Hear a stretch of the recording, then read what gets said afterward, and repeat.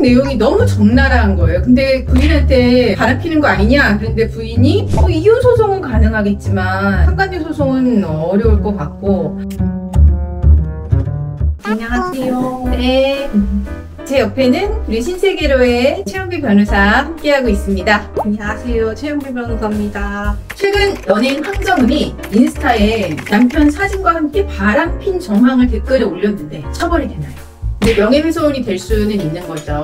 게다가 이제 인스타에 올렸기 때문에 정보통신 관련한 이제 법에 의해서 그냥 형법상의 명예훼손보다는 조금 더 처벌이 될 수는 있는데 이걸 가지고 황정은님이 감옥에 간다거나 그럴 것 같지는 않고 설사 이제 상대방이 형사고소를 한다고 하더라도 벌금 정도로 끝나지 않을까, 아니면은 처벌 안 받는 방향으로 되지 않을까 하는 생각은 되는데요. 일단 그냥 이게 죄가 되느냐 안 되느냐를 물으신다면 명예훼손으로 처벌은 될 수 있다라고 하는 건 알려드립니다. 상대가 물증 없는 정신적인 바람만 피면 어떤 절차로 이혼해야 하나요? 정신적 바람만 피던가요, 사람들이? 증거가 없는 경우는 있는데 완전 플라토닉은 사실 쉽지는 않은 것 같아요. 네. 증거를 제시하기 전에는 우리는 이제 정신적인 부분만 이제 교류를 했다라고 이야기를 하시는데, 저희가 다룬 대부분의 사건은 플라토닉한 사랑은 별로 없더라. 얼마 전에 상담 와서 남자분이 엄청 운 사건이 있었어요. 카톡 내용이 너무 적나라한 거예요. 근데 부인한테 바람피는 거 아니냐? 그런데 부인이 우리는 정신적인 사랑만 나누었다, 이렇게 너무 안타까운 사건이 있었는데, 대부분 정신적 바람만 폈다라고 하지만 그렇진 않다. 그리고 정신적 바람을 펴도 당연히 이혼 사유가 됩니다. 그리고 위자료는 주셔야 됩니다. 만약에 이제 협의혼 안 되시면 재판상 이혼하셔야죠. 당당히 올라온 질문이 남녀 혼숙 여행도 증거가 되냐? 남자 3, 여자 3 이렇게 펜션을 하나를 잡고 1박 2일을 놀았다. 부정행위 보기 어려우면 좀 사유는 안 될 것 같긴 합니다. 남자 셋, 여자 셋이 다른 방에서 잤다 그러면 이거는 이혼 사유는 안 될 것 같고요. 남녀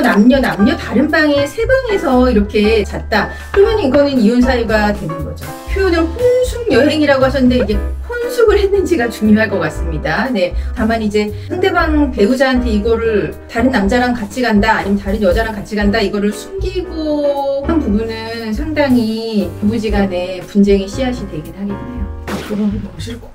너무 싫고. 그거 당연하죠. 외국에서 외국인과 내도 중인 남편 소송 가능할까요? 이혼 소송은 가능하겠지만 상간녀 소송은 어려울 것 같고, 협의 조정 중인데 양육비 지급을 안 하고 있으면 어떻게 되나요?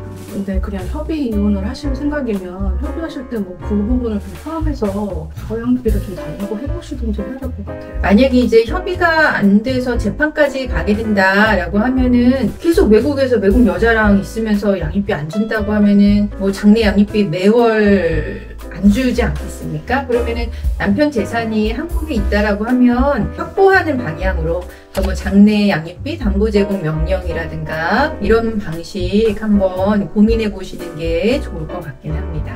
상간녀가 증거인멸 시도하면은 처벌 사유가 되나요? 이렇게 물으시는 것도 있었어요.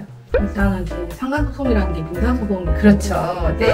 소송의 그 증거를 인멸하는 것을 처벌하는 조항은 따로 없습니다. 네, 그런 부분을 언급을 하면서 이제 위자료 배상을 올려달라라고 할 수는 있겠지만, 본인 증거를 본인이 이렇게 삭제하는 거는 어떻게 보면은 이제 사람이면 거의 할 수 있는 일들이라 그것만 가지고 처벌 민사소송에서 되는 것도 아니고 위자료 액수에 이렇게 영향이 미칠 것 같진 않습니다. 상간녀가 기초수급자입니다. 위자료가 줄어드나요? 제가 유사한 사안을 했었는데, 네. 위자료를 얼마를 책정하시느냐는 그 사안에 따라 다르고 또 판사님이 또 성향에 따라 좀 다르더라고요. 맞아요. 그래서 기초수급자였지만 전혀 줄어들지 않은 데가 있었습니다.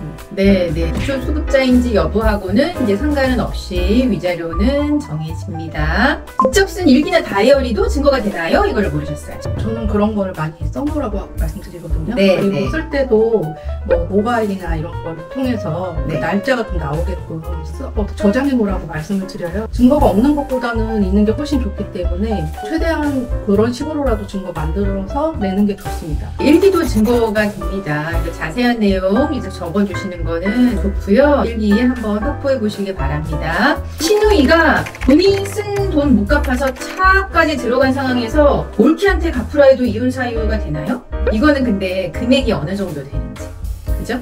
예, 그게 또 이제 먼저 문제가 되고, 또 지금 이혼 사유로 주장하시고자 하는 분의 재산 정도가 어느 정도 되는지, 뭐 전 재산이 뭐 한 2억인데 시누이가 5천만 원 갚아달라 이러면은 이거는 당연히 이제 분쟁의 씨앗이 되는 거고 남편하고 엄청 싸우게 되는 거겠죠? 그러면은 그거는 이제 이혼 사유가 될 수 있겠는데 전 재산이 막 몇십억이야. 아 근데 이제 뭐 2, 3천 갚아달라. 뭐 이러면은 또 그것만 가지고 이혼 사유가 된다고는 또 할 수는 없겠죠? 그리고 거기에 대한 이제 또 남편의 반응 이런 것도 중요할 것 같긴 합니다. 국민연금 이혼하면 받을 수 있냐? 이거를 물으셨어요. 요새 이혼할 때 국민연금 이야기 굉장히 많이 나오잖아요. 네, 100세 시대라서. 제가 변호사 처음 시작할 때만 해도 연금은 이야기 되지도 않았는데 최근에는 연금을 꼭 따지십니다. 분할 대상이 되고요. 다만 이제 국민연금법에 정해놓은 규정에 따라서 네.